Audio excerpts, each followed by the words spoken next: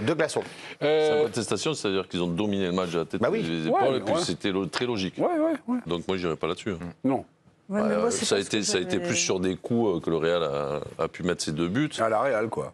À la Real. Ça a été un match assez équilibré des deux côtés. Il n'y a pas eu de grands spectacles. C'est une victoire contestable? Non, pas contestable. Ah, d'accord, donc incontestable. Mais non, mais sans contestation, ça veut dire que tu dois dire oui, c'est largement mérité. Quoi. Contestation, ou ça ne veut pas dire incontestable? Non, parce que moi, j'apprends du français toutes les semaines quand je viens à cette émission. En tout cas, j'ai j'ai l'impression que vous n'êtes pas sûr de vos arguments, finalement. Ça en dit plus long sur votre réponse. Mais tu vas sûrement gagner. Ils auraient dû mener 2-0, donc déjà. Et puis après, ils regagnent 2-1. Et vous me dites, ouais, mais finalement, c'est contestable qu'ils aient gagné. Peut-être qu'ils n'ont pas gagné. Ah bon. Elle a 30 secondes, Mélisande, ou elle a 42 minutes? Vous voulez savoir? Parce que si c'est comme ça, moi aussi, quand je commence et puis je finis, puis on en a jusqu'à 4 h du matin. En effet, je crois que vous avez fini, Bernard. C'est un deuxième jaune, Bernard. Deuxième, il a un glaçon mérité. Et le rouge dans le ballon. Moi, je suis pas en prison. Non, c'est le plan large, ne vous inquiétez pas. Stéphane Tout le monde dans la cellule, c'est les cellules collectives. Je suis solidaire. Ludovic Obraniak. Oui, mon cher mémé. Il y a des choses à redire sur cette victoire du Real. Il y a des choses à redire par le fait que le Real de Madrid, comme l'a dit Mélisandre, a très bien attaqué son match. Le Real Madrid a très bien attaqué son match. L'Atlético de Madrid, mais le Real Madrid. Merci Stéphane. Merci Stéphane. Non, mais c'est important. Je trouve que la puissance du Real s'est diluée au fil du temps et que, comme d'habitude, l'Atlético a su répondre. Il y a eu pas mal d'occasions. Ou le Legia Varsovie, c'est ça. Ludovic, vous inquiétez pas. C'est pour papa. Mettez la cellule collective. Le coin droit mettez la cellule collective. est éliminé. Allez, en vacances, mon Stéphane. Non, le Real fait pas un bon match, clairement ce soir, ni au niveau collectif, ni au niveau des individualités. Ils ont fait un bon premier quart d'heure. Et ils auraient pu, comme l'a dit Mélisande, peut-être à un moment donné enfoncer le clou tout de suite. Et puis derrière, ça s'est dilué au fil du temps. L'Atlético a eu des balles de 2 partout. Ça s'est joué à pas grand-chose. Bon, quand ça se joue à pas grand-chose, on ne peut pas dire que c'est incontestable. Voilà, c'est aussi simple que ça. Le plus beau but, c'est Rodrigo ou c'est le petit... c'est Alvarez. Alvarez. Le plus dur. Celui de Brahim Diaz est beau aussi quand même. Aussi. Bah oui, mais la frappe. Mais Rodrigo, elle est pas mal parce qu'il y a aussi l'appel, la passe de Valverde. La passe de Valverde. Ça va très vite. Mais il rentre intérieur. Il résiste au duel de Camavinga. Non, après, celui d'Alvarez, bien sûr, qui est magnifique. Il n'a pas besoin de résister longtemps, Camavinga. Vous avez un truc à dire sur la défense du petit Clément Langlais? Je trouve que sur le but de Rodrigo, c'est comme s'il n'est pas là, en fait. Pour moi. Parce que c'est sûr que l'appel, ça va très vite. Après. Oui, ça va très vite. Il doit monter. Mais après, il n'est pas seul, pour moi.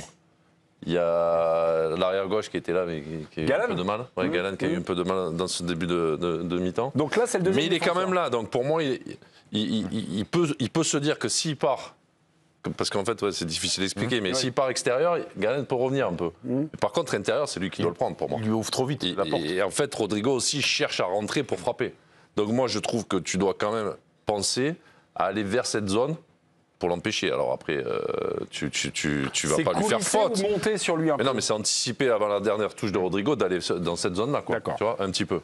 Mais parce que moi je trouve qu'il le passe comme si c'est pas là, quoi. C'est protéger l'accès direct au but en fait, parce que en plus chercher il doit verrouiller la diagonale. Au lieu de ça, il anticipe déjà sur le fait que Rodrigo peut pousser le ballon. Je sais pas s'il anticipe. Après l'autre va très vite. Mais par contre, tu peux pas ouvrir l'intérieur de la surface comme ça. 6e minute. Péno ou pas péno pour le Real. Galan qui fait une faute sur Rodrigo. Ça semble insuffisant pour Clément Turpin. Et dans quelques minutes, Johan Micou soutiendra la décision de Clément Turpin. Dans quelques minutes, je trouve que il y a un vrai contact à un moment donné, peut-être, où la réclamation est, je l'entends, c'est Galan. Il met le bras, voilà. Mais Galan, après, il est toujours en contact avec Rodrigo. Et je peux comprendre que ça ne se siffle pas. De tenir le bras, ça ne se siffle pas. Non, mais d'être en contact à la fin. Moi, je trouve qu'après, Rodrigo tombe. Sans qu'il soit. Moi, je trouve pas, moi. Je trouve qu'il se laisse tomber assez facilement. Non, le retenir un petit peu sur le bras, je reconnais. Mais vu qu'il est toujours collé à lui, je suis pas sûr que ce soit si évident que ça, quoi. Moi, celui de Lille, je le siffle 200 fois. Celui-là, 50-50. Et là, il se moque pas, là. il n'y a pas la baignoire. Pas plus que toi. J'ai pas pris l'eau pour le moment. Et laisse papa là. Bernard, là vous dites. Non, mais après, je peux entendre qu'on dise qu'il est faute. Quoi. La baignoire est en train de se remplir. Non, mais évidemment, je découvre. Tu dis qu'il est au même niveau, c'est parce qu'il est chinois. Je découvre que le. Voilà. T'as vu la nage? Oh, vous nagez bien, chef.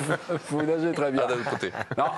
Bernard, tout le monde dit qu'il y avait pénalty autour de cette table. Non, mais je découvre avec voilà, toi. Merci, il est à sec.